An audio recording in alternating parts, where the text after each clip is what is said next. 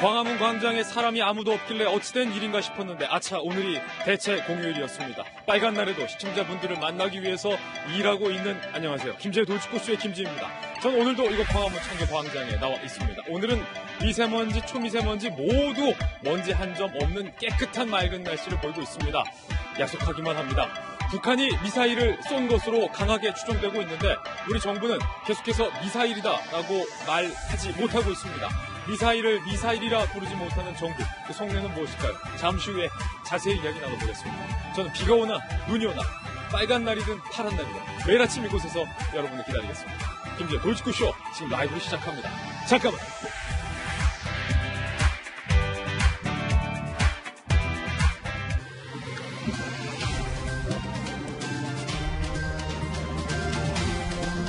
신문 읽어주는 날입니다. 북한이 쏜 것은 과연 포탄일까? 미사일일까? 아니면 정체를 알 수 없는 UFO인가? 동아일보입니다.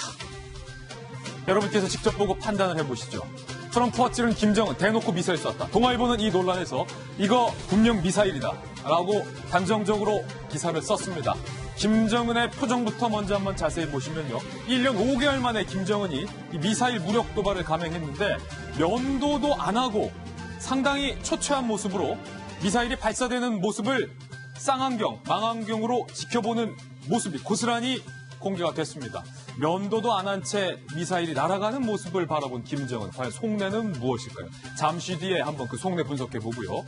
이번에 정부가 미사일이라고 감히 얘기하지 못했던 북한이 쏜 것, 여러분이 보시기엔 어떻습니까? 잠시 후에 군사 전문가 연결해서 미사일인지 포탄인지 UFO인지 이 정체 들어보겠습니다. 다음 신문입니다. 이번에 조선일보입니다. 그런데 더 중요한 건 이게 미사일이든 미사일이 아니든 간에 미사일을 미사일이라고 정부가 부르지 못한다는 겁니다. 왜일까요? 조선일보입니다. 북한의 미사일 보고도 미사일이라 말 못하는 정부. 북한이 4일 기습 발사를 감행했습니다. 정부는 애초에 미사일이라고 제대로 잘 발표를 했습니다. 그런데 발표 40분 뒤에 어찌된 일인지 미사일에서 발사체로 말을 바꿨습니다. 미사일보다 뭔가 긴장감이 떨어지고 미사일보다 좀 덜 심각해 보이는, 마치 포탄일 수도 있고 아닐 수도 있는 발사체라는 단어로 굳이 정부가 선택을 했다는 겁니다. 급기야 북한이 어제 사진을 공개했는데도 정부는 미사일이라는 표현 없이 전술 유도 무기라는 애매모호한 표현을 썼습니다. 끝까지 미사일이라고 말을 하지 않은 겁니다. 김정은은 이렇게 얘기했습니다. 힘에 의해서만 평화가 보장된다. 잠시 후에 자세히 이야기 나눠보겠습니다. 다음 신문입니다. 이번엔 한겨레 신문입니다. 그가 돌아왔습니다. 빨리 돌아왔습니다. 문무일 검찰총장이 일정을 취소하고 조기 귀국을 했습니다. 문무일 검찰총장 거듭 수사권 조정안, 공수처 이번 패스트트랙 받아들일 수 없다, 이렇게 얘기했습니다. 기자들의 질문에 대해서 문무일 총장 귀국하자마자 밝힌 이야기 한번 볼까요? 국민의 기본권 보호에 빈틈이 생기는 경우가 없어야 한다. 국민의 기본권을 이야기했습니다. 처음엔 이번 패스트트랙이 민주주의에 위배된다라고 밝히더니 이번엔 국민의 기본권을 저해할 수 있다라고 밝힌 겁니다. 검찰의 반기, 검찰총장의 반대. 심상치 않아 보입니다. 다음 신문입니다. 이번엔 경향신문입니다. 안타깝습니다. 좀 억울하기도 합니다. 한순간 너무 많은 걸 놓친 손. 원래 손은 눈보다 빠른 법인데 이 심판의 눈이 손흥민만 봤던 것 같습니다. 분노 폭발한 손흥민이 처음으로 퇴장을 당했습니다. 이 때문에 최종전과 다음 시즌 개막전에도 손흥민 선수 출전을 못하게 됐습니다. 결국에는 챔피언스리그 4강 아약스 원정에 올인을 해야만 하는데 손흥민의 퇴장 때문에 팀도 위기에 처했습니다. 잠시 후에 손흥민이 무엇 때문에 이렇게 흥분을 해서 퇴장까지 당한 것인지, 그 전에 손흥민을 도발했던 상황은 무엇인지 상세한 영상과 함께 분석해 보겠습니다. 다음 신문입니다. 이번엔 중앙일보입니다. 미세먼지 관리망 런던을 배울 것이다. 박원순 서울시장이 런던의 칸 시장을 만나서 대책을 논의했습니다. 런던 사진 한번 보실까요? 런던은요, 이렇게 맑은 하늘 기록하고 있습니다. 미세먼지 문제가 런던은 자유롭다는 거예요. 이참에 주요 도시별 초미세먼지 수준이 어떻게 됐는지 한번 좀 비교를 해보죠. 도쿄는 13, LA 12, 파리 14, 런던 12. 주요 세계 도시들은 미세먼지가 잘 관리되고 있는데 유독 서울만 26 이상을 기록하고 있다는 겁니다. 뭔가 주요 도시와 우리 서울이 다르다라는 것을 알 수 있습니다. 박원순 시장은 이번에 런던의 케이스를 배우겠다라고 밝혔는데 박 시장이 깜빡한 것 한 가지가 있습니다. 도쿄와 LA와 파리와 런던, 그 옆에는 중국이 없다는 사실을 말입니다. 다음 신문입니다. 이번엔 한국일보입니다. 아찔했던 순간 143명이 탄 보잉 737기가 이렇게 불시착을 했습니다. 잭슨빌 해군기지 인근 세인트 존스 강에 마이애미 소속 항공기인 보잉 737-800여 개 기가 이렇게 물 위에, 강 위에 불시착을 했습니다. 하마터면 큰일 날 뻔했던 절체절명의 순간에서 승객과 승무원 143명이 모두 안전하게 구출이 됐습니다. 다행입니다. 사망자는 단 한 명도 발생하지 않았습니다. 그런데 문제는 이번 사고 기종인 보잉 737, 잇따른 추락으로 운항이 중지됐던 맥스 8 737과는 다른 기종이라는 사실입니다. 맥스 8 말고 다른 737에도 문제가 있는 것 아니냐라는 공포심이 번지고 있습니다. 그래도 아무도 안 다쳐서 천만다행입니다. 지금까지 신문 읽어주는 남자였습니다. 네, 대체 공휴일인 오늘 아침 저와 함께 등판한 등판 선수 소개를 해드리겠습니다. 저희 돌직구쇼 전담 변호사, 월요일의 남자 변환봉 변호사님 나왔고요. 민주당의 미래, 더 나아가 국회의 미래 박용진 의원, 그리고 바르다 박 선생, 박정화 전 청와대 대변인 모셨습니다. 눈에 보이는 모든 것을 의심하고 분석하라 한국이미지전략연구소의 허나 소장님과 돌직구쇼의 명품 시그니처 김배인 박사님 모셨습니다. 어서 오세요. 반갑습니다. 네, 오늘 함께 살펴볼 세 가지 키워드도 공개를 하겠습니다. 바로 이겁니다.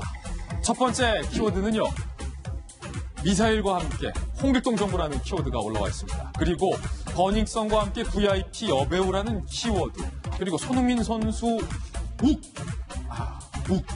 욱했어요. 잠시 후 하나하나 자세히 이 키워드에 대해서 분석을 해보겠습니다. 오늘 탑뉴스로 돌직구쇼의 문을 열겠습니다.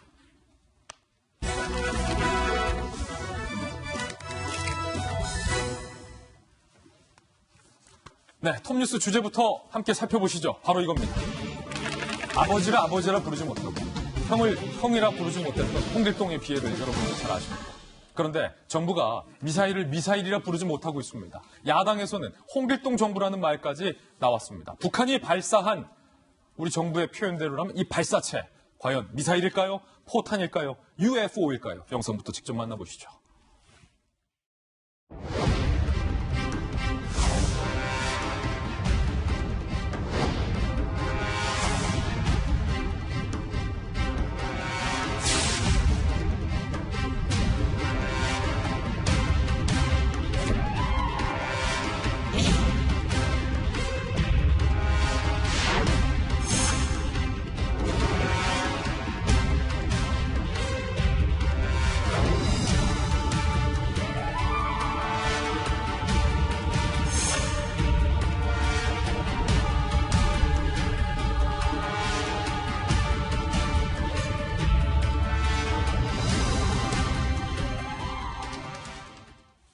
우리 군이 북한이 쏜 미사일 추정체, 이 말도 사실은 초유에 없던 단어입니다. 미사일 추정체 때문에 군이 난리가 났습니다. 군의 입장면 함께 보시죠. 처음에는 북한이 미사일을 쏘자마자 우리 군이 그제 오전 9시 24분 비교적 빠른 시간에 잘 대응을 했어요. 단거리 미사일을 쐈다라고 발표를 했는데 40분 뒤에 10시 5분에 입장을 번복합니다. 그거 미사일이 아니라 출입 기자들에게 발사체입니다. 단거리 발사체. 아시다시피 미사일이라는 표현보다 발사체라는 표현을 쓰면 뭔가 좀 더 덜 위협적인 표현입니다. 미사일이 아니라 뭔가 포탄 같기도 하고 단거리 어떤 발사체다라고 입장을 바꾸는 거죠. 어제 오후 급기야 북한이 미사일을 쏘는 영상까지 공개를 했는데 군이 당황을 합니다. 정부는 신형 전술 유도 무기다. 그런데 이 신형 전술 유도 무기라는 단어는 북한이 쓴 단어를 그대로 갖다가 씁니다. 그래서 미사일이라는 겁니까? 아니라는 겁니까? 라는 기자들의 질문에도 청와대와 군과 정부는 묵묵부답 입을 다물고 있습니다. 과연 북한이 쏜 게 포탄일까요? 발사체일까요? 미사일일까요? 군사 전문가를 직접 전화로 연결해서 그 해답을 한번 들어보겠습니다. 자주국방 네트워크의 대표인 신인균 대표를 전화로 연결해 보겠습니다. 신 대표님 나와 계십니까? 네, 안녕하세요. 저도 오랫동안 국방부 출입했고 제가 국방부 출입 기자 당시에 또 많은 현장에서 이 북한의 도발을 다양하게 지켜봐 오셨는데 어제 북한이 쏜 게 미사일입니까? 아닙니까? 미사일이죠.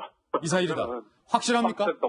함척 동자가 와도 미사일이고 북한이 사진을 보여줬지 않습니까? 예. 그리고 미사일뿐만 아니고 240mm 방사포, 300mm 방사포가 포함됐고 그리고 당연히 반드시 또 단원코 미사일이 있습니다. 반드시 당연히 단연코 미사일이다. 네. 그 근거를 혹시 대주실 수 있습니까? 일단 사진이 그것은 그 미사일이 아니라고 이야기할 수 있는 어떤 그 근거는 전혀 없고 그건 반드시 미사일이고요. 예. 그리고 미사일 중에서도 러시아가 최근에 실전 배치한 익스칸데르라고 아주 그 회피 기동을 하는 편신단도 그 변칙 비행을 하는 아주 무서운 무기가 있거든요. 러시아에 이미 있는 미사일과 거의 동일한 기종이다. 최신형 미사일입니다. 예. 그 익스칸데르 때문에 최근에 미국과 러시아가 설전을 벌이다가 결국에는 그 INF라고 예. 중거리 지대지 그 무기 폐기 협정 조약 있지 않습니까? 예. 그걸 그 폐기할 정도로 굉장히 미국으로서는 위협적으로 보는 무기 체계예요. 그렇군요. 그 신형 무기를, 미사일을 네. 북한이 이번에 쏜 건데 제가 예리한 질문 하나 드려도 되겠습니까? 네, 하십시오. 지금 사진에 보시면요. 네. 저 미사일을 쏜 발사체에 저는 좀 발사대에 주목을 네. 하고 싶은데 이 발사대가 그냥 고정형 발사대가 아니라 제가 국방부 출입했을 때 북한이 주로 개발을 했었던 이동식 미사일 발사대. 그러니까 영어 약자로 텔기라고 하는 그 차량에서 발사를 하는 게 눈에 띄는데 네. 이 차량 발사대에서 네. 미사일이 아닌 포탄을 쏩니까 안 쏩니까? 안 쏘죠. 못 쏘죠. 예. 네. 그리고 미사일이라고 하는 것은 어디 집어 던진다고 터지는 게 아니지 않습니까? 예. 그 발사대에다 꽂아서 발사를 해야 미사일로서의 역할을 할 수가 있죠. 그렇죠. 예를 들어서 우리가 총알을 1000발을 가지고 있다 하더라도 총에다가 장전시켜서 격발을 하지 않으면 총알 아무 의미가 없잖아요. 마찬가지로 미사일보다 더 중요한 게 미사일 발사대입니다. 예. 그게 총이나 마찬가지예요. 미사일은 총알이고 그 정도로 발사대가 중요한데 그 중요한 발사대에다가 포를 갖다가 꽂아서 쏜다. 이건 말이 안 되는 거고 그것은 이제 이동식 미사일 발사대가 맞고요. 그리고 더 저는 여기서 이제 중요하게 생각하는 것이 예. 지금 방송에서 여기 돌직구쇼에서 최초 공개를 하는데 예. 그 익스칸데르형 미사일을 북한이 건군 70주년 기념일 즉 작년 18년 3월에 예. 열병식 때 처음 공개를 했어요. 이미 공개했다. 그렇죠. 근데 그때 공개했던 그 미사일 발사 차량, 싣고 나왔던 차량이 아니고 예. 그저께 발사한 차량은 다른 차량입니다. 발사 차량도 신형이다. 전혀 새로운 차량이고 이것은 최근에 러시아가 보여주었던 그 러시아 익스칸데르 미사일의 발사 차량하고 거의 한 95% 이상 똑같아요. 그렇군요. 네, 중국에도 이런 형상이 없어요. 즉 러시아로부터 지난 1년 2개월 사이에 밀수를 했던지 왜냐하면 그 유엔 안보리 제재 계제안 위반이거든요. 예. 북한에 무기 또는 무기 부품 이런 것들을 수출하는 것은 다 금지 사항이거든요. 그러면 이제 러시아가 유엔 안보리 제재를 위반하고 북한에게 이 탄도미사일 발사체를 수출을 한 그런 정황이 바로 어제 사진에서도 또 볼 수 있는 겁니다. 알겠습니다. 신 대표님 감사합니다. 감사합니다. 갑자기 전화드렸는데 또 휴일 아침에 잘 받아줬습니다. 미사일이다. 군사 전문가들은 미사일이라고 입을 모으고 있습니다. 정부에 이어서 여당도 미사일이라고 언급을 꺼려하고 있습니다. 여당의 입장입니다. 한미 당국은 아직 탄도미사일로 특정하지 않고 있고 유엔 안보리 위반 여부도 현재까지는 검토하고 있지 않다. 미사일이 아니다. 그 가능성에 대해서 계속 언급을 하고 있는 겁니다. 청와대는 NSC 대신 대책회의만 하고 있습니다. 청와대가 북한 도발 6시간 지난 후에서야 입장을 냈습니다. 북한의 이번 행위가 남북 간 9.19 군사합의 취지에 어긋나는 것으로 매우 우려스럽다라는 짤막한 입장만을 청와대는 발표했습니다. 박정희 대변인. 예. 전문가들은 미사일이라는데 청와대와 정부와 여당은 왜 미사일이 아니라고 계속하는 거죠? 글쎄요, 제가 잘 모르겠어요. 일단은 왜 지금 청와대는 북한 문제만 나오면 이렇게 작아지는지 잘 모르겠는데요. 우리 국민들이 당장 위협을 받고 있고 북한이 그게 미사일이든 아니든 그게 사정거리가 200km든 240km든 어쨌든 우리 대한민국을 위해서 우리 국민들을 위해서 위협을 하고 있는 이 상황에 청와대는 NSC도 열지 않고 관계장관 회의만 하고 그다음에 좀 전에 보신 것처럼 아주 짤막한 그리고 그 말미에는 또 북한과의 원만한 대화를 기대한다라는 얘기까지 포함해서 저렇게 연약한 그 대응을 했는지 잘 모르겠습니다. 제가 볼 때는 아무래도 그 북한과의 여전히 갖고 있는 북한과의 이게 대화의 끈을 놓지 않기 위해서 애써 미사일임에도 불구하고 미사일이 아니라고 얘기하고 있는 거 아닌가. 그래서 우리 정부 스스로 먼저 나서서 북한이 그 국제사회로부터 제재를 받는 거를 좀 막아주려 하는 거. 그리고 혹여 있을 수 있는 남북 대화의 재개를 위해서 계속 노력하고 있는 거 아닌가. 이런 아쉬운 생각이 자꾸 듭니다. 당장 전날인 5월 3일 날 대통령께서는 국방부 업무보고를 받으면서 9.19 군사 합의에 충실해서 어떻게 돼 군이 해라 라고 얘기를 했는데 우리만 9.19 군사 합의에 충실해서 모든 무장을 해제하고 있고 북한은 저렇게 그 미사일인지 아닌지 잘 모르겠습니다. 미사일이에요? 미사일이지 맞죠? 제가 봐도 그런 것 같아요. 그런 걸 쏘면서 우리를 위협하는데 우리는 국민들은 도대체 누구를 믿고 어디에 의지해서 가야 될지 모르겠습니다. 얼마 전에 우리가 소개됐던 박찬주 전 대장의 전역사에 대해서 간단히 소개할 수밖에 없어요. 군은 국가의 생존과 독립을 보장해야 된다. 그게 비록 정치가 잘못된 선택을 하더라도 이렇게 해야 된다라는 얘기를 저는 다시 한번 우리 국민들이 되새겨야 되지 않을까라는 생각이 듭니다. 오늘도 국방부는 저게 미사일인지 아닌지 얘기 안 하고 있는데요. 국방부는 청와대 눈치 보고 청와대는 북한 눈치 보고 하는 상 언제까지 이렇게 가야 되는지 안타깝습니다. 일각에서는 박용진 의원님 저 40분 사이에 국방부가 처음에 미사일이라고 발표를 하고 발사체로 말을 바꾼 그 40분 사이에 무언가 국방부로 압력이 있었던 건 아니냐. 그런 의혹도 제기되고 있어요. 지금 우리 박정화 대변인 말씀을 들으면 대한민국 정부는 북한의 눈치를 이제 본다 이렇게 전제를 하셨는데 그 만일에요. 그 트럼프 대통령은 이 미사일 발사와 관련해서 아무런 얘기도 하지 않고요. 김정은이 나하고 한 약속을 깨지 않으려고 노력하는 걸 잘 알고 있다. 합의에 이를 거다 우리는 이렇게 아주 저강도 대응을 한 것에 대해서 뭐라고 그랬을까요? 만일에 트럼프 대통령은 저렇게 저강도로 대응하고 우린 길길이 날뛰었다. 이거 왜 이런 걸 쏴? 했어요. 그러면 한미 간의 공조가 안 맞는 거 아닙니까? 일본의 아소다로 부총리 뭐라고 그랬습니까? 이거 일본 안보에 직접적인 영향을 주는지 아직 판단되지 못하겠다. 이렇게 얘기를 합니다. 한국, 일본, 미국 다 똑같이 이번 북의 도발과 관련해서 저강도로 지금 대응을 하고 있는 겁니다. 저는 이게 더 안정적인 대응이라고 일단 생각을 합니다. 그렇지 않으면 우리 바로 머리 위에서 쐈다고 해서 우리는 바로 즉각 대응한다고 하고 일본하고 미국은 뒷짐지고 있고 그러면 우리만 바보 되는 상황 아니겠습니까? 오히려 한미일 군사 공조 체계가 이루어지고 있다라고 하는 증거이기 때문에 저는 이것을 미사일이라고 말 못하는 것이 아니라 북한의 도발을 북한의 계산대로 말려들 생각이 없다라고 하는 걸 보여주는 거거든요. 오히려 단수가 높은 대응이다라고 일단 먼저 말씀을 드립니다. 두 번째로는 물론 북한에 대해서는 저는 좀 정확한 경고는 해야 된다고 봐요. 정확한 경고는 있어야 된다. 왜냐하면 이런 판단들을 하는 전문가들이 있습니다. 핵무기와 대륙간 탄도는 미국을 향해서 북이 도발하는 상징적인 거다. 그래서 대한민국을 향한 위협이라고 생각하지는 않는다라는 사람들이 있는데 그건 틀려먹은 거거든요. 틀려먹은 거다. 왜냐하면 그 북이 가지고 있는 미사일과 북이 가지고 있는 핵무기는 다 대한민국에도 위협이 되죠. 마찬가지로 이번에 도발한 무기 체계는 정확하게 말하면 미국에게는 털끝만큼도 위해를 미치지 못합니다. 다만 미국과 관련돼서는 주1, 주한 미군들에게 일단 위협이 되는 게 있고요. 정확하게 말씀드리면 대한민국 본토에도 영향을 미치기 때문에 그와 관련한 우리들의 즉각적인 대응 체계는 확인을 할 필요가 있고 강력한 경고는 있을 수 있습니다만 그 외교 안보 체계에서의 한미일 공조 체계가 지켜지기 위한 노력이었다고 하는 점을 읽어주시면 고맙겠습니다. 박윤진 의원이 언급한 대로 이번 북한의 미사일은 일본이나 미국을 직접적으로 위협하는 사거리가 아닙니다. 한국만 사정권 거리 안에 들어오기 때문에 이 미사일로 피해를 볼 당사자는 대한민국밖에 없다는 거죠.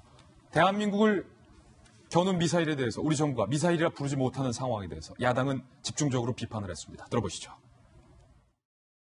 어린이가 무슨 새총 쏜 것도 아니고 발사체라는 말을 군에서 사용할 수가 있겠나. 참 답답하기 짝이 없는 군입니다. 북한의 무력 도발은 명백하게 우리를 타깃으로 한 군사적 도발이었습니다. 정치적 요인에 의해 발표를 정정하고 위협을 축소한 것이라면 그 책임을 반드시 물어야 할 것입니다. 북한의 미사일을 미사일로 부르지 못하고 발사체로 변형하여 부르는 기막힌 현실이 대한민국과 국민의 안위가 달린 북한의 무력 도발 현장에서 벌어지고 있는 것입니다. 호부호영이라는 말이 있습니다. 아버지를 아버지라 부르지 못하고 형을 형이라고 부르지 못하는 현대판 홍길동전을 보고 있는 느낌입니다. 김병현 박사님. 네. 이 자유한국당 입장에서는 당연히 이와 같은 메시지를 펼칠 수밖에 없는 상황이라고 보여지는데요. 우리가 작년도에 있었던 9.19 군사합의를 아마 많은 국민들이 기억하실 겁니다. 사실 4.27 판문점 선언에 따르면 작년도에 종전선언이 이루어졌어야 합니다. 하지만 종전선언을 이루기까지 여러 외교적인 어려움이 있기 때문에 9.19 군사합의를 통해서 상호 간에 공중, 지상, 해상에서 일체 적대기를 전면 중지한다라고 하는 저 합의를 바탕으로 우리 정부는 사실상의 종전에 가까운 행위들이 이루어졌다라고 자평한 바가 있었습니다. 그리고 이 군사합의에 따라서 대한민국 이 군 같은 경우는 여러 가지 북에 대해서 적대기를 중단하게 되는 모든 내용들을 이행하기 위해서 노력을 하고 있었죠. 하지만 이번 같은 경우는 애당초에 정부가 주장하는 이것이 미사일이 아니라 만약에 장사정포에 불과하더라도 9.19 군사합의에 위배되는 상황이었고요. 예. 지금 우리 모두가 보는 것처럼 이동식 발사대에서 발사한 이 단거리 미사일이기 때문에 이것은 유엔 결의까지도 위반한 상황으로 볼 수가 있는 그러니까 내용입니다. 북한도 우리 정부도 미사일이라고 언급하지 못한 그 배경에는 유엔 제재 위반이 미사일일 경우에는 제재 위반에 해당되기 때문에 일부러 미사일은 표현을 피한 거다. 피한 것이고 여기에 대해서 만약에 이 발사체라고 이야기한 부분들도 대한민국을 향한 위협이 아닐 수도 있다라고 애써 좀 피해가려고 하는 모습들이 있는 것이 아닌가라는 생각이 드는데요. 우리가 잘 기억해야 되는 건 김정은 위원장이 신년사에서 대한민국을 향해 오지랖 넘은 중재자라는 표현을 쓰기도 합니다. 우리 문재인 대통령이 얼마 전에 미국을 가서 이 트럼프 대통령과 한미 정상회담을 갖고 돌아와서 무슨 얘기를 했냐면 조만간 북한의 김정은 위원장과 남북 정상회담을 거쳐서 새로운 가능성들을 모색하고 가르쳐주겠다라고 얘기했지만 그 뒤로 북한의 대북 특사 하나 보내지 못하고 정상회담 등에 대한 논의는 온데간데 없이 사라지고 있는 내용입니다. 바로 얼마 전에 4.27 판문점 선언이 된 1주년 기념식이 거행이 됐는데요. 북한은 여기에 대해서 묵묵부답 대답이 없는 상태에서 대한민국 혼자서 이 판문점 선언에 대한 기대치를 한껏 높이면서 1주년에 대한 행사를 기념했고 대한민국 곳곳에 보게 되면 더불어민주당은 현수막을 통해서 이에 대한 상징적인 의미들을 강화하고 있는데요. 지금 북한이 보이고 있는 일련의 행동을 보게 된다면 우리가 얘기했던 장밋빛 희망보다는 현재에 있는 대한민국과 한반도 현실을 그대로 직시해야 됩니다. 따라서 이것에 대해서 미사일인지에 대한 여부까지도 이 정부가 나서서 적극적으로 이야기하지 못하게 되는 현실을 비판하는 국민들이 있다는 것을 인지하고 지금부터 과연 이 북한과의 관계를 어떻게 만들어가야 될지에 대해서도 진지한 고민을 야당과 함께 해나갈 때가 됐다고 생각합니다. 지금 다양한 이야기들, 어떤 정부의 고민과 또 야당 입장까지 저희가 들어보고 있는데 제가 국방부 출입하면서 봤었던 그때 그 장면이 묘하게 ገብ쳐지는 순간이었습니다. 진성준 전 의원이 미사일을 향해서 인공위성이라고 말하는 대목입니다. 오늘 북한이 쏘아올린 것이 장거리 미사일입니까? 아니면 인공위성입니까? 북한은 지구관측 위성을 올리기 위한 위성이다 이렇게 발표를 했습니다만은 저희는 그것이 북한이 궁극적으로 확보하고자 하는 대륙간 탄도탄을 확보하기 위한 그러한 하나의 수단으로서 위성을 활용하고 있다. 이렇게 인공위성이면은 틀림이 없지만 그들의 의도는 장거리 미사일에 있다. 이렇게 보신다는 말씀이죠. 인공위성이 틀림이 없다는 표현보다 그들이 그렇게 주장하고 있는 것을 제가 인용해서 답변을 드렸습니다. 아니 그런데 우리 군도 궤도에 쏘아 올린 것으로 보인다. 이렇게 평가하고 있는 거 아닙니까? 그러니까 인공위성을 궤도에 올렸다. 진입한 것으로 보인다. 예. 그렇지 않습니까? 예. 그러니까 인공위성을 쏜 건 맞네요. 인공위성을 올리겠다고, 관측위성을 올리겠다고 발사를 한 것은 맞다고 봅니다. 이번엔 저희가 준비한 두 번째 이슈를 소개하겠습니다. 바로 이겁니다. 버닝썬 수사와 관련돼서 새로운 이야기들이 속속 드러나고 있습니다. 이번엔 버닝썬의 VIP 룸에서 있었던 일들과 그 사건에 얽힌 여배우들에 관한 이야기가 세간의 이목을 집중하고 있습니다. 어떤 일이 그 버닝썬 VIP 룸에서 있었던 걸까요? 의혹 제기부터 함께 보시죠. 버닝썬 VIP석에서 있었던 일. 여배우의 마약 의혹 일파만파. 지난해 11월 버닝썬 폭행 사건 당시에 VIP석, VIP 룸이죠. 그 VIP 공간에는요, 화장품 브랜드 JM 솔루션의 회식 자리가 있었던 모양이에요. 20개 테이블이 예약이 됐었고, 한 테이블당 500만 원. 이렇게 비싸요. 상당히 비싼 버닝썬의 테이블을 20개나 이 화장품 그룹이 예약을 해놨다는 거예요. 그런데 버닝썬 관계자가 한 언론 매체와 의혹을 제기하는데 해당 회식에 참석한 30대 여배우 A를 언급합니다. 클럽에 길쭉한 스틱 같은 야광봉이 있다. 여배우가 그걸로 인사하러 오는 40대, 50대 사람들의 얼굴을 때렸다. 여배우 나이가 별로 많지도 않은데 반갑다면서 때리더라. 그러면서요. 그 여배우 술에 취한 것 같지는 않고 눈이 충혈된 느낌이었다. 침도 많이 흘렸다라고 제보를 합니다. 여배우 A씨는 버닝썬의 VIP이자 유흥업계에서 알려진 인물이다라는 얘기도 나왔고요. 유흥업계 관계자는요. 그쪽 멤버들은 마약하는 거 다 안다. 유명하다. 남자들 불러 술 마시고 요트 타고 하는 짓이 유별나다라고 이야기를 합니다. 그런데 문제는 버닝썬에 연루된 화장품 업체 모델이 몇 명 안 된다는 거예요. 근거는 없는데 누리꾼들 사이에서는 30대 여배우인 한효주와 정은채가 지목돼서 근거 없는 의혹이 현재 일파만파 커지고 있고요. 한효주와 정은채도 입장을 발표했습니다. 한효주 측 공식 입장이에요. JM 솔루션 모델은 맞다. 하지만 해당 행사에 참석하지 않았고 버닝썬에 단 한 번도 출입한 적이 없다라고 이야기했고요. 정은채 씨는요. 정은채는 이미 지난해 4월 계약이 종료됐다. 전혀 관련 없으며 그 장소에 방문한 적이 없다라고 서둘러서 입장을 내고 있는 강력한 조치를 취하겠다. 법적 조치를 취하겠다는 입장까지 현재 나온 상황인데 일단은 허나 소장님 이 한 언론 매체에 인터뷰한 버닝썬 관계자의 이야기만 들어보면 마치 그 30대 여배우가 눈이 충혈된 채 침을 흘리며 막 40대 50대 아저씨들을 막 때리고 다녔으면은 마약에 취한 것 아니냐라는 의혹이죠. 그렇죠. 우선 저희가 조금 많은 관심을 가질 수 있게 뭔가 궁금증을 유발하는 것만큼 강한 힘이 없습니다. 그러니까 무언가를 자꾸 상상하게 되면서 결론적으로는 답이 마약으로 이르게 하는 거죠. 그러면서도 아주 유명한 연예인들의 이름을 대면서 사람들의 이제 관심을 끌기 시작을 하는 건데요. 제가 지난번 이제 돌직구쇼 우리 하면서 박유천 씨의 이 상황은 분명 후배들과 또 다른 연예인들에게 큰 파장을 일으킬 거다라고 얘기했던 거 아마 기억하실 겁니다. 예. 이번에 아마도 저희는 믿고 싶고 그리고 그들이 그렇지 않았을 거라는 그 입장을 우선은 믿어야 되는 게 맞을 것 같습니다. 그러나 박유천 효과, 박유천 현상이 분명히 우리 일반 대중들에게는 있을 겁니다. 저것도 거짓말 아니야? 라는 생각을 할 수밖에 없다라는 거죠. 그러한 것은 지금 JM이나 또 다른 측의 입장에서 말씀하시는 것처럼 엄청난 이미지 타격을 줄 겁니다. 사실 탤런트들은요. 어떤 드라마를 찍고 그 드라마에서 어떤 이미지를 주느냐에 따라서 자신의 인생이 완전히 달라지기도 하는데 이번 버닝썬 사태에서 이름이 우선 거론됐다라는 것은 그 연예인 입장에서는 아주 큰 타격을 주는 것이기 때문에 빠른 대처를 하든 이게 어떻게 일파만파 터지지 않도록 하는 게 필요할 것 같고 이 버닝썬 사건의 첫 시작은 사실 그 경찰과의 유착이었잖아요. 예.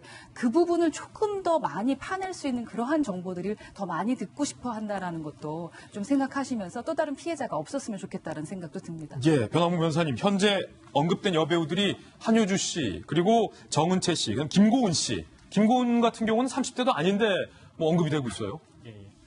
네, 사실 저는 이 사건에서 좀 아쉬운 점이 뭐냐면은, 그러니까 연예인 관련 마약 기사만 나오게 되면 일단 경찰이라든가 검찰에서 정보를 쥐고 내보내지 않는 경우가 좀 있는 것 같아요. 네. 그러니까 사실 마약 수사 같은 경우에는 사실 점조직으로 마약이 이루어지다 보니까 이 제대로 실제관계를 밝히기가 힘들거든요. 그런데 기본적으로 얘기하는 것이 예를 들어서 어떤 사람이 마약을 1g을 가지고 있고 5번 마약을 투여해서 잡혔다 하면은 경찰에서 일단 거리를 제한합니다. 네가 어쨌든 5번 마약 투여를 한 거는 사실이니까 그것만 기소를 하겠다. 마약 1g 소지하고 있던 건 기소를 안 할 테니까 대신에 너한테 마약을 제공한 사람이 누군지 같이 마약을 한 사람이 누군지를 얘기를 해라. 아, 그러니까 이른바 거래를 하는 건데 플리바게닝인데 일종의 플리바게닝인데 네가 이러이러한 죄를 다 얘기해주고 너한테 마약을 제공한 사람이 누군지 얘기해준다면은 네 죄 중에서 확실히 문제는 요것만 하고 요거는 좀 애매하니까 요거는 기소 안 하고 빼줄게. 그런 식으로 해서 이제 보통 이제 마약을 제공한 사람 공급책들을 다 수사를 하게 되거든요. 그럼 이 상황에서도 분명히 그런 식으로 조사를 했었다면 그 당시 어느 연예인이 있었고 누가 같이 마약을 했는지 조사가 될 수밖에 없을 겁니다. 그럼 사실 언론에서 이 정도 보도가 될 정도면 검찰에서나 경찰에서도 충분히 관련된 연예인들이 누구라는 것을 알 수 있는 상황이 될 텐데 일단 이런 상황에서는 경찰과 검찰은 일단 들고 있어요. 보내진 않아요. 그러다 보니까 언론에서 나오니까 계속 이렇게 억측이 나오고 본의 아니게 전혀 관련되지 않았던 연예인들이 피해를 보는 상황이 되는 거죠. 일반 수사 하듯이 그 사람이 연예인이건 기업가건 사회적 유명인사들과는 상관없이 그냥 다 불러서 조사를 하고 마약 투약을 했다 하면 처벌을 받게 해야 되는 건데 그냥 들고 있다 나중에 문제가 생기면 또 이슈를 덮는다 그런 말을 하잖아요. 그냥 또 흘려버리면서 누가 마약을 했네. 들고 있다가. 이거 아주 안 좋은 것 같아요. 예. 그 영화에서도 보면은 뭐 이제 대사 나오지는 이슈는 이슈로 덮는 거다. 문제가 터지니까 연예인 마약 스캔들을 터뜨려라. 이런 식으로 하면 바람직하진 것 같지가 않고 그냥 일반 하던 대로 관련 사람들 다 싹 불러들여서 조사를 하고 연예인들의 마약범들 이번에 근절을 하겠다. 제도 수사를 해야 되는 거지 이렇게 찔끔찔끔 언론에서 정보 내보내는 거 정말 바람직하지 않은 것 같습니다. 결국 그 한효주 씨, 정은채 씨, 그리고 김고은 씨는 반발을 하고 있습니다. 전혀 사실 무근이다. 라는 입장을 재차 밝히고 있는 상황인데 박정아 대변인 이거 전문 용어 있잖아요. 춘추관장 출신 그리고 대변인 청와대 출신이기 때문에 이제 언론사에 돌아다니는 이슈에 대해서 누구보다 잘 아시는데 이른바 경찰과 검찰의 떡밥 던지기라는 전문 용어를 또 한번 쓸 수밖에 없네요. 그러니까 쉽게 말씀드리면 좀 전에 우리 변 변호사 말씀 주신 것처럼 이슈가 우리한테 불리한 이슈가 불거졌을 때 소위 말하는 무언가 다른 이슈를 던져서 그 이슈를 잠재운다는 걸 이제 떡밥 던지기라고 하는 건데요. 저희가 계속 얘기했지만 작년부터 이렇게 왔지만 지금 결국은 그 버닝썬이 저렇게 그 흥하고 그리고 그 안에서 온갖 그 입에 담을 수 없는 많은 일들이 생기고 한데도 불구하고 저렇게 번성할 수 있었던 이유는 그 뒤에 누군가 봐주는 사람이 있고 봐주는 검은 유착이 있다. 그걸 밝혀내야 된다라고 하는데 결국에 지금 국민들 기억 속에 남는 거는 승리, 그 다음엔 정준영, 그 다음엔 박유천, 이제는 한효주, 정은채까지 나오는 상황이니까 뭐 이름이 등장해서 승려부터 골프 접대를 받고 뭘 어떻게 하고 막 했던 소위 말하는 청와대 출신의 윤모 경장 같은 경우는 아마 혐의 없다 해서 불기소 처분이 됐고 심지어는 김영란법에도 해당이 되지 않는다라서 털어버렸어요. 그리고 넘어가는 사이에 조그만 구청에 있는 직원들만 지금 뭐 몇몇이 잡혀가고 있고 계속 연예인의 남자 연예인의 마약, 성매매, 이제는 여자인의 마약까지 불거져 와 있는 상황입니다. 도대체 무엇을 감추려 하는 건지 잘 모르겠는데 그리고 한간에서 말씀하신 것처럼 이거 떡밥 던지기 아니냐라는 오해를 받을 정도까지 왔는데 이제는 경찰이 더 이상 피하지 말고 뭘 좀 떳떳하게 얘기해야지 이렇게 저렇게 해서 2차, 3차 피해보는 사람들 다 어떻게 할 거고 저 앞길 창창한 여배우들 혹여 저기 사실과 소문과 관계가 없는 일이라면 어떻게 경찰 수뇌부들은 책임지려고 하는지 다시 한번 분명한 그 유착 관계를 밝혀달라고 촉구를 합니다. 예, 박정아 대변인 잘 말씀해 주셨지만 해당 여배우들과 관련된 의혹만 제기된 뿐이지 이게 사실이라는 전혀 근거가 없다는 것 다시 한번 밝혀드립니다. 이 버닝썬 하면 또 빼놓을 수 없는 인물이 있습니다. 남양유업 그 창립자의 외손녀로 알려진 황하나 씨와 관련된 새로운 얘기들도 계속해서 드러나고 있습니다. 황하나의 리스트, 황하나 리스트라는 얘기까지 나왔어요. 지난 2017년 황하나의 지인이 아동 성매매 및 원정 성매매 알선 혐의로 수배 중이었다는 거예요. 참 주변에 또 이런 일이 있었군요. 황하나 씨가 지인에게 마약 투약 연예인 명단을 텔레그램으로 전달하면서 이걸로 검찰과 거래하라 라고 했다라는 의혹까지 제기가 됐습니다. 마약 리스트, 황하나 리스트를 지인에게 주면서 곤란하니까 너 아동성매매, 원정성매매 수배 중이지. 야 이거 갖고 검찰이랑 거래해. 라는 의혹 제기됐고요. 여기에다가 황하나가 본인의 마약 관련 고발 글에 관련해서도 이런 반응을 보였다는 거예요.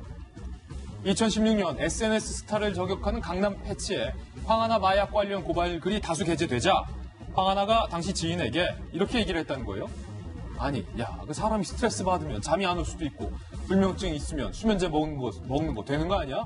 남양유업 손녀인 거 알면서 나를 왜 건드려? 라고 얘기했다는 거예요. 김배현 박사님. 네. 마약 리스트와 날 왜 건드려? 황하나 씨 같은 경우는 2015년도에 관련된 지인 같은 경우가 본인은 마약에 같이 연루가 돼 있으면서 수사를 받았음에도 불구하고 제대로 된 조사도 받지 않았고 결국은 여기에 대해서 마약을 투약한 사람은 처벌을 받는 경우들을 우리가 충분히 보지 않았습니까? 그럼에도 불구하고 대한민국이 갖고 있는 공권력을 바탕으로 황하나 씨에게 제대로 된 처벌 한 번 있지 않았던 상황이기 때문에 이렇게 자신감 있게 내가 이렇게 스트레스를 받고 그러면 수면제 등에 대한 것들을 복용할 수 있지라고 얘기를 하게 되는 등 내가 남양유업 외손적인 걸 알면서 왜 건드리냐고 하는 이렇게 자신감 넘치는 태도를 보였던 게 아닌가라는 생각이 들고요. 마약 먹을 수도 있지. 남양유업 손녀인 거 알면 건드리지 말아야지. 뭐 이런 마인드. 그러니까 본인이 충분히 마약 공급책으로서의 역할을 했었음에도 불구하고 그런 것들이 명확하게 사실이 드러나지 않았던 거 우리가 충분히 보지 않았습니까?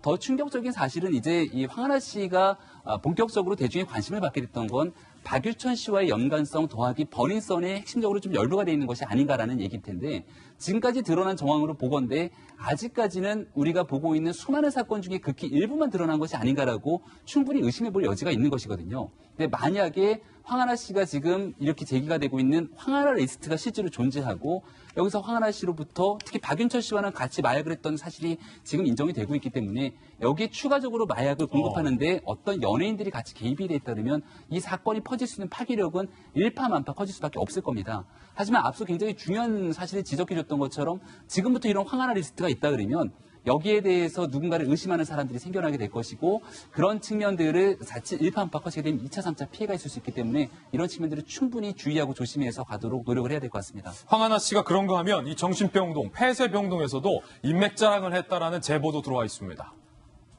뭐 이런 거예요, 허 소장님. 폐쇄병동 입원 당시 그 병원 사람들에게 남자친구가 스토킹을 해서 매일 찾아온다. 박유천이 비밀번호를 바꿔도 따라 들어온다. 라고 언급을 하든지 너희 아버지는 검사였지. 우리 아버지는 더 아는 사람이 많아. 아는 사람이 경찰 높은 사람. 그러니까 계속해서 인맥 자랑, 우리 아버지 자랑, 그리고 나는 남양유 외손녀다. 본인 입으로 계속 그런. 이건 뭐 어떤 심리입니까, 허 소장님? 기본적으로 가정교육을 제대로 못 받았다라는 얘기밖에 우선은 할 수 없을 것 같습니다. 또한 이제 보고 자란 만큼 그 아이들은 그 부모 그대로 한다라는 것을 우리 부모들은 알고 있잖아요. 어느 순간 아이가 내가 했던 말, 내가 정말 하고 싶지 않은 나의 부정적인 걸 따라할 때 깜짝깜짝 놀랄 때가 있습니다. 기존에 항공사의 그 가족에게서도 느껴졌었던 것이 있었는데요. 아마 남양유업의 사장의 딸이었다라는 그 자체로 많은 이득을 받겠죠. 그리고 갑으로서 우리가 말하는 갑으로서 정말 큰 소리 치면서 살았을 것이고 나쁜 짓을 해도 혼나지 않는 것을 알고 있었어요. 그러다 보니까 자기도 모르게 그냥 평상식처럼 저러한 얘기를 하게 되면서 우리 일반적인 을이라던가 약한 사람들의 마음을 아주 휘벼파고 있는 것이 아닌가라는 생각이 듭니다. 그런데 모든 갑들 그리고 모든 강자가 저렇게 가정교육을 시키지는 않습니다. 분명 내 딸, 내 아이들이 내 뜻대로 되지 않는 건 알지만 잘 나가는 강자일수록 그 아이들 관리, 본인들의 태도 관리가 더 많이 필요하다라는 것을 더 많이 느끼게 하는 그런 사건이 아닌가 싶습니다. 너희 아버지는 검사였지, 우리 아버지는 국회의원이야. 라고 박용진 의원 아들도 얘기 안 하지 않습니까, 중2? 여러분들 말씀 듣다 보니까 제가 재밌는 생각이 확 지금 머릿속에 지나갔어요. 영화 부당거래의 마지막 장면 여러분 기억하세요? 부당거래? 네, 검사 사위가요. 검찰총장 장인어른 뒤를 따라가면서 죄송합니다 했더니 사내가 그럴 수 있지 좀 기다려봐 연예인 마약 사건이 하나 터질 거야 이러면서 영화가 마무리가 돼요. 영화가 현실로. 그런데 떡밥 던지 얘기를 듣다 보니까 무슨 생각이 드느냐면 황하나 씨는 억울해도 어쩔 수 없어요. 자기들이 너무 작아 회사가. 지금 여러분 얼마 전에 여러분 마약 관련해서 현대, SK 3세들 그다음에 삼성에서도 프로포폴 이 사건들이 쭉 나오다가 싹 사라져버렸습니다. 계속해서 연예인들만 나오고 있습니다. 이거 혹시 경찰이 자기 식구 봐주기, 더 큰 권력 덮어주기 라는 방식으로 연예인들의 마약 의혹을 떡밥 던지기 식으로 활용하고 있다고 그런다면 제가 볼 때는 검경 수사권 조정 어려울 것 같습니다. 이상입니다. 경찰 유착 의혹만 제기됐는데 아직까지 수사상 드러난 게 없기 때문에 그 부분도 좀 국민들이 많이 좀 답답해하는 것 같아요. 두 번째 의혹에 대해서도 전달해드렸고요. 이번에 저희가 준비한 다음 순서입니다. 취재 추적 Y가 준비되어 있습니다. 오늘은 과연 어떤 사건이 준비됐을지 저와 함께 이동하시죠.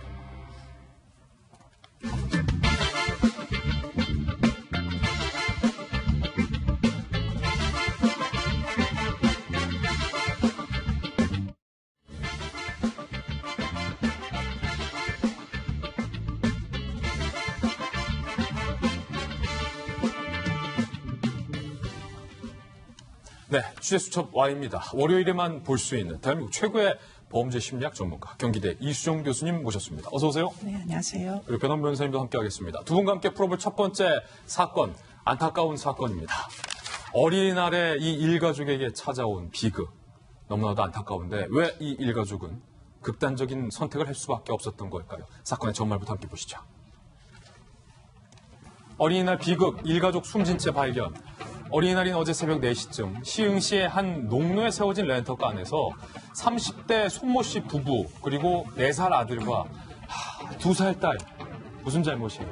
2살 딸이 이게 숨진 채 발견이 됐습니다. 극단적인 선택을 하기 전날에 렌터카를 빌린 거예요. 광명시에 살던 손 씨가 사고 발생 전날 오전 11시쯤에 렌터카 업체에서 SUV 차량을 빌렸습니다. 그런데 반납 기한이 지났는데도 나타나지 않자 업체 측이 위치 추적을 해서 그 렌터카를 찾아간 거예요. 찾아갔는데 차는 봤는데 그 안에 4명의 일가족이 숨진 채 발견이 된 겁니다. 경찰에 즉각 신고를 했습니다. 발견 당시 차량 문이 잠겨있지 않았고 차량 안에는 연기가 가득했습니다. 무언가 태운 흔적이 남아있었던 것이었죠. 유서는 없었습니다. 경찰은 극단적 선택 가능성을 염두에 두고 현재 조사 중인 상황입니다. 상하고 때문이라는 얘기가 나오고 있습니다. 차 빌리기 전, 그러니까 사고 당일 전날입니다. 손 씨가 아버지와 통화를 했어요. 근데 이런 내용이었어요. 아버지가 야, 아이들 데리고 오늘 오는 게 어떻겠니? 라고 하니까 손 씨가 오늘은 일이 있으니까 내일 낮에 가겠습니다. 아버지가 돈 구할 방법 찾아볼 테니까 너무 걱정하지 마라. 라는 전화 통화를 나눴던 것으로 확인이 됐습니다.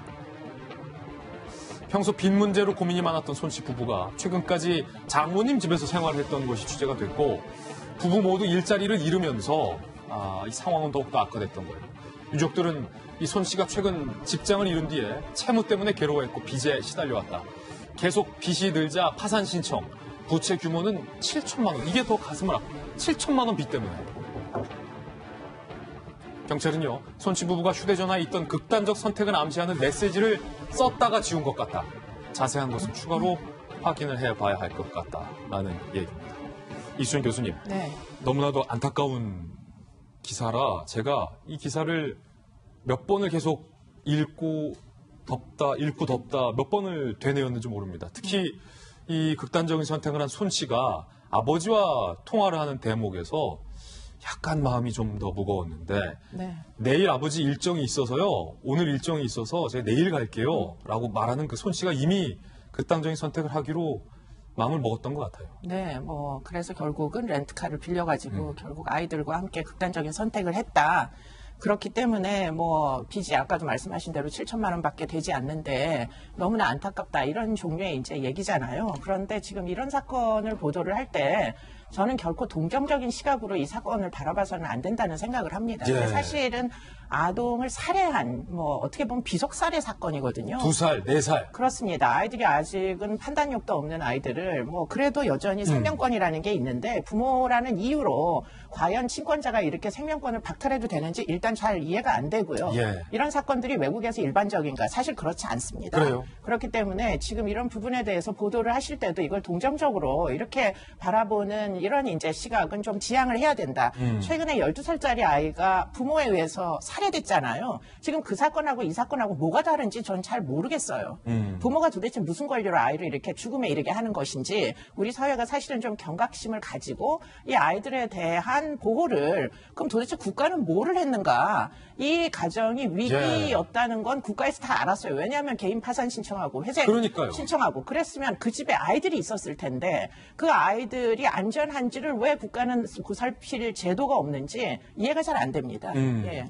렌터카를 빌려서 이런 극단적인 선택을 한 이유랄까요? 굳이 왜 렌터카를 빌렸을까? 아마도 본인의 이제 차량을 운전을 했던 시절이 있었던 것 같은데 아마 지금 현재는 차량이 없는 것으로 추정이 됩니다. 그렇군요. 그러다 보니까 외진 곳을 선택해야 되니까 렌트카를 빌린 거 아니냐 이렇게 추정이 되죠. 네. 아이들은 죄가 없다.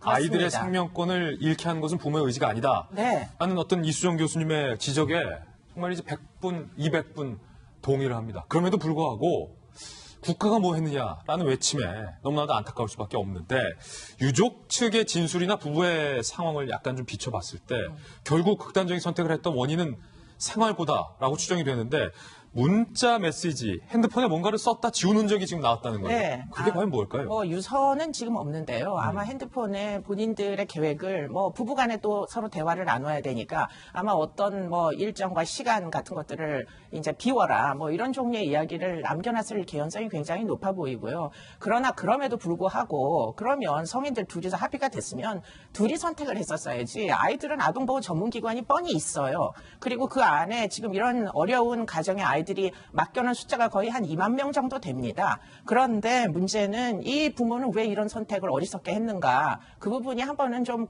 고민을 해봐야 되는 대목이다. 비슷한 가정이 많을 테니까. 그렇습니다. 빚이 7천만 원인데 전 여러 가지 생각을 해봤어요. 어떤 분들은 정말로 70억의 빚을 지고서 부동산에 투자하는 유명하신 분들도 있고 서민들은 7천만 원 빚을 갚을 능력이 없어서 극단적인 선택을, 물론 절대로 극단적인 선택을 해서는 안 되고 아이들은 죄가 없다라는 것이 물론 맞는 일입니다만 누구는 되고 누구는 안 되고라는 이 사회 상황이 너무나도 가슴이 아팠는데 이런 분들을 도와주기 위할 제도가 좀 있지 않습니까? 네, 뭐 변호사님께서 말씀하시겠지만 이미 개인 회생 절차라는 게 있는데요. 예. 그렇기 때문에 인내심을 가지고 지금 이제 지탱을 해 나가면 되는데 문제는 개인 회생 절차가 이들에게는 너무 고통스러웠던 거예요. 너무 많은 돈을 갚아야 되니까. 그 부분은 아마 좀 절차 자체를 개선해야 되지 않는가. 저는 이 부분에 대해서는 상세히는 모릅니다만 절차가 좀 너무 어려운 것 같다 이런 생각은 듭니다. 예, 변호사님 긴급 지원 서비스 이런 것도 좀 있잖아요.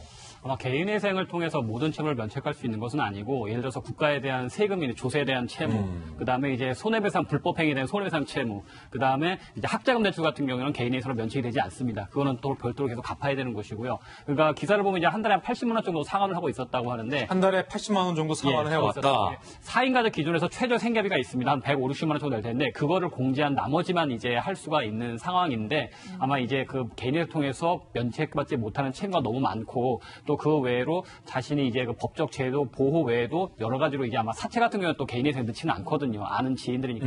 그러니까 아마 생활 유지가 상당히 힘들었겠죠. 그러시다 보니까 도저히 앞이 보이지 않고 이렇게 평생 이자만 갚다 끝나는 건가 그런 상황에서 아마 극단의 선택을 했었던 것 같은데 그래도 이제 자식들의 목숨까지 자신들이 결정한다는 것은 조금 과한 측면이 있죠. 예, 야 이게 교수님께서 옆에서 동정하지 말라고 해서 뭐라고 좀 말을 할 수가 없는데 그래도 제 마음이 좀 너무 순진한 건가, 너무 짠한 건가, 슬픈 건가, 막 그런 마음이 드는데 이게 발견됐을 때 아빠는 아들을, 엄마는 딸을 껴안고 있었다고 해요.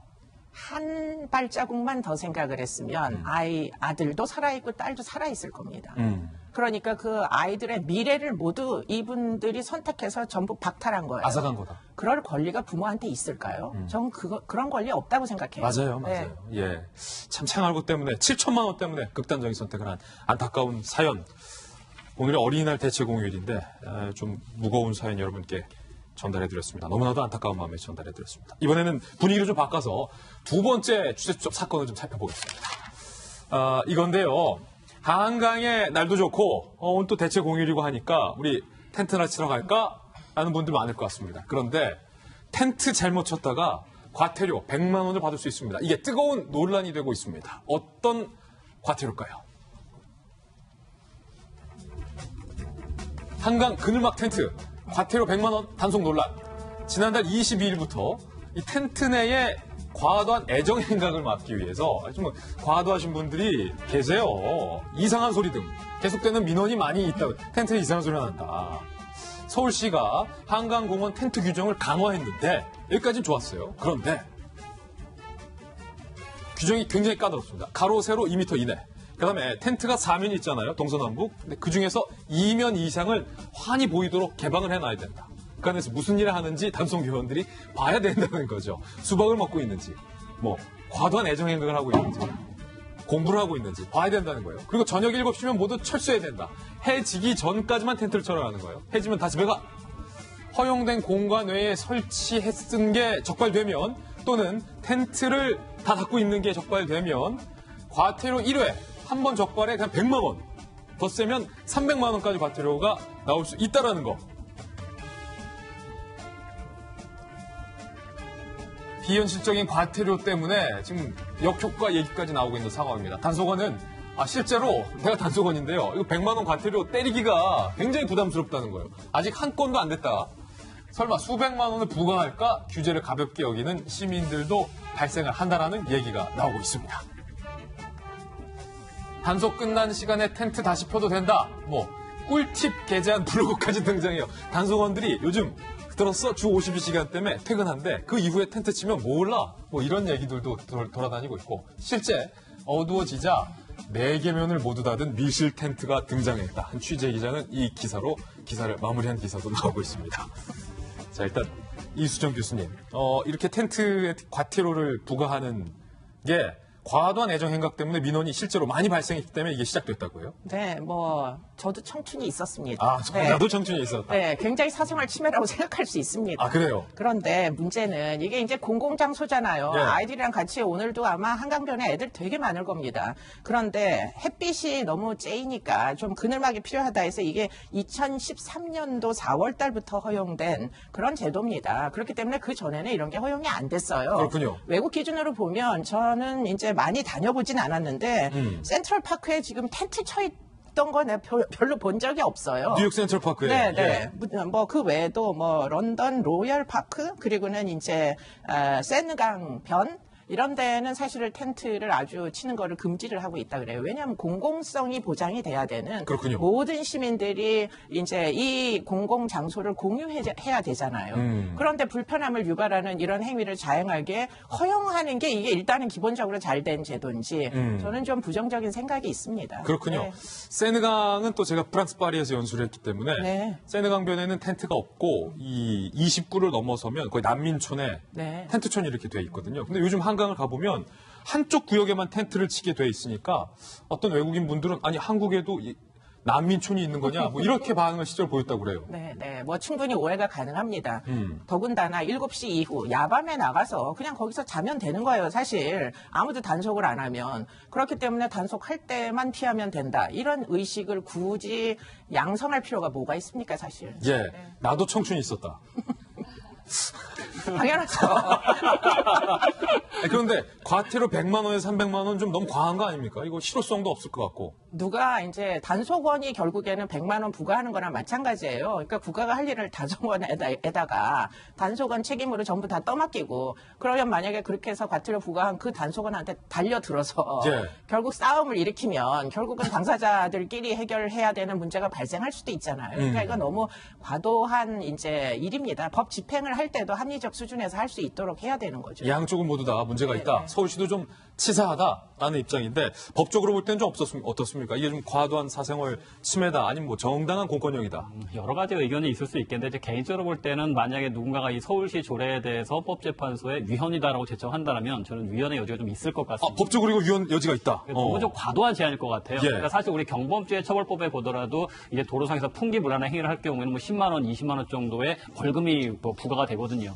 그러면은 이 공공장소에서 풍기불안한 행위를 하는 것도 10만 원인데 텐트를 치고 밀실로 했다고 해서 100만 원이다? 이건 처벌이 너무 좀 지나칩니다. 형의 양정이 좀 잘못된 것 같습니다. 그러니까 충분히 그 제도 취지 자체는 이해는 하겠지만 오히려 조금 지나치게 너무 강력하게 하고 제한을 하려고 하고 있기 때문에 이 과잉 금지에 좀 반한다 해서 조금 더 정교하게 조례를 만들 필요가 있지 이 상태로는 조금 위헌의 여지가 있지 않느냐라는 생각이 좀 듭니다. 예, 한강공원 텐트 단속 논란에 대한 누리꾼들의 의견도 저희가 한번 준비를 해봤는데 함께 보시죠.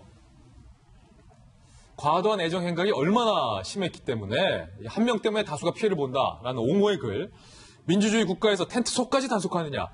왜? 차도 선택 못하게 창문 열라 그러지. 또 듣고 보니까 이것도 이해가 되네. 부정적인 반응. 또 이거 재밌어요. 다 큰 어른들이 나라로부터 텐트 문 여닫는 것까지 통제받아야 하느냐라는 비판적인 여론과 쓸데없는 규제만 들고 있다. 정말 필요한 경제정책이나 신경 쓰기 바란다라는 따끔한 충고의 글도 있었습니다. 오늘 취수처바이 두 가지 사건들 두 분과 함께 풀어봤습니다. 감사합니다. 네, 다음 순서입니다. 이번에 오늘의 하풀 시간인데요. 오늘 과연 어떤 분들이 하풀 4인방에 선정이 됐을지 하풀 4인방부터 바로 만나보시죠. 오늘도 대단한 분들이 좀 오셨다고 그래요. 잘 던질 수 있는데. 어쨌든 해외 출장 중 이례적인 반기로 큰 파장을 일으켰던 문무일 검찰총장. 지난 1일 우려를 금할 수 없다. 민주주의 원리에 반한다며 패스트트랙을 정면 비판한 바 있는데요. 결국 일정을 앞당겨 조기 귀국했습니다. 인천공항에서 취재진을 만난 문 총장. 현행 조정안에 대한 반대 입장을 다시 한번 분명히 밝혔습니다. 들어보시죠. 어떤 경우에도 국민의 기본권 보호에 빈틈이 생기는 경우가 없어야 한다고 생각하고 자리에 연연하지 않습니다. 공무원으로 근무하면서 자리를 탐한 적이 없습니다. 자리에 연연하지 않겠다라고 밝힌 문무일 검찰총장. 이번 패스트트랙에 대해서 대국민 설득 기자회견도 앞두고 있습니다. 패스트트랙 법안의 문제점을 제기한 이유가 검찰의 조직 이기주의 때문이 아니며 본인의 거취 문제 없이 검찰총장직에 연연하지 않고 할 말은 하겠다. 대통령이 밝혀도 나는 할 말은 하겠다라는 메시지를 낼 것으로 보입니다. 검찰총장의 호소와 설득에 국민들이 어떤 반응을 보일지 청와대와 국민 모두가 주목하고 있는 상황인데 이게 심상치 않은 게요. 박정화 대변인, 이번 청와대가 문무일 검찰총장을 임명했을 때 당시에 뭐라고 했냐면 독재 정권에 대항하여 민주주의를 지킨 훌륭한 인물이다. 라고 청와대와 여권에서 문무일 총장을 추켜 세웠는데 그 문무일 총장이 지금 청와대에 반기를 들고 있다는 거예요. 일종의 사실은 뭐 아니라고 해석하는 분들도 있지만 사실은 검경 수사권 독립이나 검찰 개혁에 대한 그 검찰총장으로서의 일종의 항명이라고 해석할 수밖에 없는 상황인데요. 좀 전에 뭐 처음 임명할 때 그렇게 평가를 했지만 사실은 작년 3월부터 그러니까 검경 수사권 문제에 대해서 그 조국 수석과 그다음에 박상기 법무장관이 검찰총장을 배제한 채 이런저런 안을 만들고 작년 6월인가 7월인가 합의안까지 나오는 그런 과정에서 검찰 패싱이라는 얘기가 계속 쭉 나왔습니다. 네. 그러니까 그때부터 사실은 잉태되어 왔던 오늘의 상황 아닌가라는 느낌이 들고요. 사실은 뭐 검찰 입장에서는 국민들 시선이 따가운 거에 대해서 검찰 개혁 분명히 해야 되지만 오늘 올라와 있는 그 검경 수사권 독립 문제나 수사권 분리 문제나 혹은 공수처 법안 문제가 과연 문 총장이 얘기하는 것처럼 국민 기본권에 얼마나 부합하고 있는지에 대해서는 상당수 많은 국민들이 또 의심을 품고 있고 의혹을 갖고 있으니까 이 점에 대해서도 좀 분명히 설명을 해서 양자간의 설명을 통해서 국민들이 한쪽으로 판단을 내릴 수 있는 그런 기회가 있기를 바라기도 합니다. 사실은 이거 바르다 박 선생님께서 정말 바르게 말씀해 주셨지만 청와대 안팎에서는 초유의 일로 지금 받아들이고 있잖아요. 그렇죠. 검찰이 개혁의 대상인 것은 맞기는 하지만 그 검찰 개혁의 방향에 대해서는 좀 고민을 할 필요가 있다고 생각을 하거든요. 그러니까 이제 경찰이 우리나라 15만 명 정도 되고 그에 비해서 이제 검찰은 한 2만 명, 그중에 검사가 한 1,500에서 2,000명 정도가 됩니다. 그러니까 이제 검사가 수사 지휘권과 그 수사권이 이제 어떻게 작용을 하냐면 사실 저같이 일반적인 법조인들 입장에서는 경찰이 수사를 종결한다는 것에서 약간은 좀 의구심 내지는 조금은 아직은 이르지 않느냐라는 생각을 가지고 있어요. 그러니까 이제 모든 경찰 15만 명 대부분들 정말 사명을 가지고 열심히 일하는 분들한테는 제가 저 이의를 제기하지 않습니다. 물론 이제 일탈은 있긴 하겠지만. 근데 다만 이제 그 15만 명 경찰의 모든 분들이 말단 숙명까지 다 우리 형사법 체계에 있어서 명확하고 정통하게 알고 있어서 수사에 대해서 제대로 할 수 있는 것은 아닐 수가 있거든요. 다양한 경력의 차이가 있을 수 있기 때문에 그분들 경우에는 가끔 놓치를 쉬는 경우도 있고 저희 같은 일반 변호사 입장에서는 경찰의 수사에서 미진한 점이 있기 때문에 검찰에 의견서를 제출하고 검사가 검토해보는 수사가 잘못된 점이 있고 미진한 점이 있다 해서 수사 결과가 바뀌는 거가 상당히 많이 있습니다. 그야말로 이제 국민의 기본권 보호를 얘기를 했었는데 그 문무일 검찰총장이 얘기하는 것은 경찰 자체도 훌륭한 기관이긴 하지만 아직 검찰 단계에서 수사를 종결할 만큼 충분한 역량이 있지는 않기 때문에 그 와중에서 국민의 기본권 보호에 소홀한 틈이 있다. 검찰이 이 부분을 메꿔줄 수가 있다라는 것을 얘기를 하고 있는 거거든요. 근데 검찰의 개혁의 대상이 됐다고 해서 검찰의 말은 모두 틀리고 그 힘을 반대로 경찰한테 주자라고 하는 것은 조금 위험할 수도 있습니다. 경찰을 어떻게 견제하느냐에 대해서 조금 고민을 해야 할 필요가 있는 것이지 그냥 무조건 힘만 빼자. 이것은 오히려 국민의 기본권에 역행할 수 있다는 측면을 좀 고려해야 되지 않을까 싶은 생각이 듭니다. 이 문제를 조금 정치적으로 한번 바라볼까요? 김배민 박사님, 총선을 앞두고 있고 조국 수석이 부산에 나온다. 그가 부산에 온다. 라는 얘기가 여의도 국회 바닥에 지금 파다하게 돌고 있는데 조국 수석이 조국 수석 임기 시작했을 때부터 지금까지 어찌 보면 유일하게 강조했던 게 바로 공수처. 네, 아마도 내년 총선은 현 정부 입장에서는 다시 한번 촛불 선거를 치르겠다라고 하는 전략일 수도 있습니다. 우리가 지난번에 있었던 국정농단 사건을 돌이켜보게 되면 정유라라고 하는 인물 외에 또 다른 사람이 가장 많이 회자가 되는데 그게 바로 우병우 전 수석 아니겠습니까? 결국 우병우 전 수석으로 비롯되게 되는 검찰의 문제 때문에 박근혜 정부의 민낯이 드러나지 않았다가 촛불을 들었던 원인이라고 주장하고 있는 것이고, 그렇다면 검찰개혁의 핵심이라고 볼 수 있는 두 가지를 검경 수사권 조정과 공수처 신설이라고 하는 검찰개혁 법안에 태운 겁니다. 그러니까 여기에 대해서 이 법안이 최종적으로 처리가 돼서 통과가 되면은 이것들을 주도했던 조국 수석이 결국은 촛불 민심을 바탕으로 개혁을 해냈다라고 주장하면서 선거를 치를 개연성이 높다라는 거고요. 검찰 입장에서는 문무일 총장이 계속해서 국민의 기본권을 얘기합니다. 그동안은 경찰 입장에서는 황운하 청장을 비롯해서 박상기 법무부 장관, 현 정부의 조국 수석 등이 전부 나서서 검찰의 문제점을 지적하고 여기에 대한 이 수사권 조정 등에 대한 얘기를 했는데 아무도 검찰의 입장에서 이 논리를 이야기하는 사람들이 없었다는 거죠. 이제는 여기에 대해서 분명히 검찰 조직의 조직 이기주의가 아니라 실제로 이렇게 검찰 개혁이 이루어지게 됐을 때 그 피해를 고스란히 국민이 볼 수 있다라고 이 문무일 총장은 여론전에 나서게 된 상황으로 볼 수 있고, 이것은 비단 검사의 검찰 조직 내의 문제뿐만이 아니라 앞으로 정치권으로도 회자가 되게 되면서 결국은 패스트트랙에 대한 처리 기간 동안 대한민국의 가장 뜨거운 이슈 감자가 될 가능성이 높다고 생각합니다. 예, 다음 하플 주인공입니다. 김정남 암살료도 돌아왔습니다. 김정남 살해 혐의로 구속 기소됐던 베트남 여성 도안티 흐엉이 모국인 베트남으로 귀국했습니다. 그런데 이 귀국 과정에서 보시는 것처럼 선글라스를 낀 채 수많은 카메라를 향해 활짝 웃어 보인 흐엉. 아무리 꿈이 배우였다고 하지만, 아무리 모범수로 풀려나 집으로 돌아가는 기쁨이 컸다고 하지만 본인의 귀국을 마치 헐리우드 스타의 금이 환영으로 착각했던 걸까요? 흐엉은 변호인을 통해 입장을 전달했습니다. 들어보시죠. Today is a big day for Duan. She will fly back to Hanoi. Thank you all a lot. I love you all. 시티 아이샤에 이어 도안티 흐엉까지 김정남 암살에 연루된 인물들은 이렇게 모두 자유의 몸이 됐습니다. 결국 사건은 있지만, 죽은 피해자는 나왔지만 범인은 없는 김정남 암살 사건이 돼버렸습니다. 그 배후는 여전히 미궁 속에 쌓여있지만 말을 하지 않아도 우리는 누가 배후에 있는지 모두가 다 알고 있는 장면이었습니다. 도안티 흐엉 귀국 장면 지금 이미지 전문가께서 보시기에 이분도, 도안티 흐엉 이분도 상당히 좀 복잡한 분이에요. 아니, 사람이 죽었는데 자기 손에 선글라스 쓰고 환하게 웃고 있어요.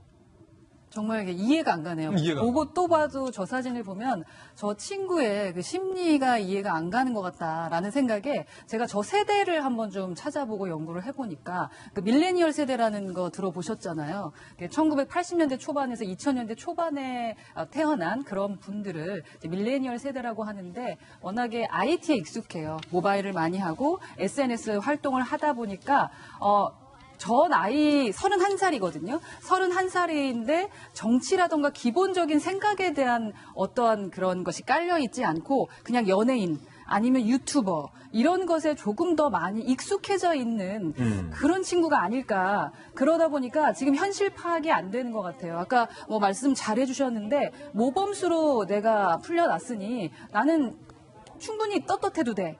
그 전에 자기가 누굴 죽였다라는 자체를 잠시 잊고 그냥 모바일 안에서의 자신의 모습만 바라본 것은 아닐까라는 생각이 좀 듭니다. 그러니까 물론 모든 밀레니얼 세대가 저렇지는 않거든요. 이 안에서도 기본적으로 뭐 SNS나 IT만의 매너라던가 자기들이 지켜야 될 것들을 잘 지켜가는 사람들도 있는 반면에 저렇게 자신의 감정, 이 밀레니얼 세대는 우리나라에서 만들어진 말도 아니에요. 전 세계에 있는 그 세대층을 말하는데 그 세대층이 워낙에 취업하기도 힘들고 글로벌 금융위기 이후에 사회 진출이 힘들다 보니까 이런 식으로 자기 자신을 그냥 노출하면 자기도 유명인이 되지 않을까라는 그런 가벼운 심리를 갖고 있는 좀 철이 없는 세대인 것 같다라는 생각이 좀 듭니다. 저는 이 장면을 좀 다른 관점으로 분석해봤는데 박정화 대변인, 이 모습을 누가 보고 있었을까?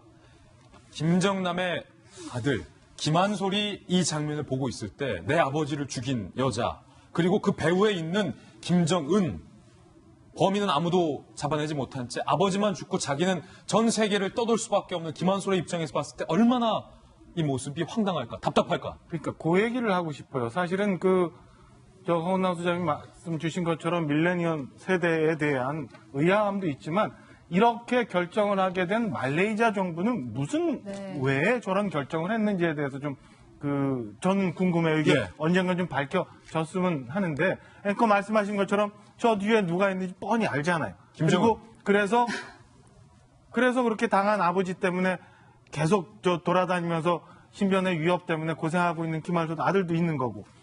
도대체 말레이 정부는 뭐 때문에 저렇게 결정을 했는지, 그 결정의 배후에는 누구를 봐주기 위한 건지, 그리고 누구를 봐주는 데까지 결론을 내릴 때 어떤 국가들이 말레이시아 정부에 영향을 미쳤는지 저는 언젠가 좀 드러나야 이 문제가 다 해결될 수 있지 않나 이런 생각이 듭니다. 아니, 일각에서는 이것도 북한의 소행이 아니다 라고 주장하신 분들이 계세요. 오히려 저는 황당한 일이요. 그야말로 말레이시아 공항이긴 했습니다만 백주대낮의 공항 그 많은 인파 사이에서 사람이 하나 죽었고요. 누가 어떤 공격에 의해서 죽였는지 그 살인자들과 그 방법도 다 이미 수사를 통해서 공개가 됐습니다. 그럼에도 불구하고 그 2명의 직접 살인자 연루자들이 다 저렇게 풀려나서 고향으로 돌아갔다라고 하는 것 자체가 이 사건이 정치적인 의도를 가진 사건이었다고 하는 걸 그냥 오히려 보여주고 있는 거죠. 그렇죠. 그래서 정치적으로 이 문제를 들여다봐야 됩니다. 만일에 저것이 북의 소행이라고 우리가 다 알고 있지만 최종적으로 그렇다. 김정은의 지시였다라고 하게 됐을 때 북한은 어떻게 해야 됩니까? 테러 국가입니다. 테러 국가로 규정하고 이로 인해서 생겨나야 될 새로운 국제적인 관계가 복잡해지고 하는 것들 때문에 북을 비핵 국가로 끌어내기 위한 다양한 방법에서 오히려 이게 걸림돌이 된다고 판단했겠죠. 저도 정치를 합니다만 정치도 외교도 참 잔인합니다. 그러네요. 잔인하고 힘없는 사람들만 혹은 죽은 사람만 불쌍하게 됐구나 하는 생각이 드네요. 예, 이번에 네 번째 하플도 살펴보시죠. 불꽃놀이가 주인공입니다. 지난 주말 123층 높이 555m 국내 최고층 건물인 롯데월드타워에서 한반도 평화를 기원하는 국내 최대 불꽃축제가 펼쳐졌습니다. 아리랑과 영화 라라랜드 OST 음악 등에 맞춰서 벽면에 설치된 750여 개의 발사 포인트에서 약 3만여 발의 폭죽이 밤하늘을 수놓으며 장관을 연출했습니다. 오후 8시 30분부터 약 11분 50초 동안 이어진 세계 최장 시간의 불꽃축제에 석촌 호수 일대에만 약 40만 명의 사람들이 모여들었다고 합니다. 한강공원이나 올림픽공원 등 인근 관람 포인트까지 포함하면 약 100만 명의 인파가 웅장한 불꽃을 감상했습니다. 행사를 주관한 롯데 측은 이번 행사에 사용된 화약 가격 행사비가 60억 원에 이른다고 밝혔습니다.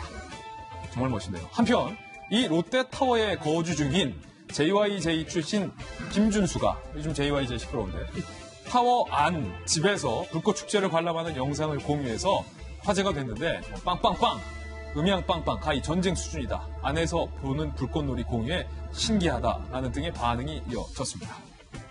저는 저 안에 살지 않아서 잘 모르겠습니다만 불꽃은 원래 가깝게 보면 볼 줄 모르는 사람이에요. 멀리서 전체 그림을 봐야 되니까 롯데월드 타워 사는 거 하나도 안 부럽습니다. 저희는 광고 후에 오늘의 힐링 뉴스로 돌아오겠습니다. 잠시 후 저와 함께 힐링하시죠. 네, 오늘 힐링 뉴스의 주인공은요. 2015년 북한의 목함지뢰 도발로 두 다리를 잃었던 하재헌 중사가 오늘 힐링 뉴스의 주인공입니다. 요즘 어떻게 지낼까요? 만나보시죠. 하재헌 중사의 근황이 알려졌는데 이렇게 반바지를 입고 조정 선수로 변신을 한 모습이 등장을 했습니다. 많은 사람들의 응원과 박수를 받고 있습니다. 이 하재헌 중사 장애인 조정 선수로 활약하면서 인생 2막을 열었는데요. 하재헌 중사가 두 다리를 잃게 된 데는 우리가 모두 잘 알듯이 지난 2015년 8월 4일 오전 7시 40분쯤 서부전선 DMZ에 폭발음이 울려 퍼지고 당시 육군 제1사단 수색대대 소속이었던 하 중사가 수색작전에 투입됐다가 그만 이 폭발로 두 다리를 잃게 된 겁니다. 하재헌 중사 반바지를 입은 채 이렇게 밝혔습니다. 수술 후에 눈을 떠보니 두 다리가 보이지 않는 거예요. 처음엔 막막했어요. 좌절이나 원망이 없었다면 거짓말입니다. 지금도 북한에 쳐들어가서 복수하고 싶을 만큼 화가 납니다. 하지만 나를 구할 사람은 나밖에 없다는 생각을 했고 스스로 서고 걷기 위해 재활에만 집중했어요. 조정 선수로서 제2막을 사는 하재헌 중사의 멋진 도전에 저희 돌직구쇼 모두가 다 응원의 박수를 보냅니다. 저것도 북한이 안 했다라고 주장하시는 분도 있어요. 미사일을 미사일이라고 부르지 못하는 모습을 보면서 하재헌 중사를 응원하는 많은 사람들이 답답함을 느끼진 않을까 여러 가지 생각을 해본 오늘의 힐링 뉴스였습니다. 휴일인 오늘 저희가 준비한 소식 모두 전해드렸고요. 저희는 내일 아침 9시 15분에 풍성한 소식으로 인사드리겠습니다. 오늘 하루는 분명 어제보다 나을 겁니다. 좋은 하루 되십시오. 고맙습니다.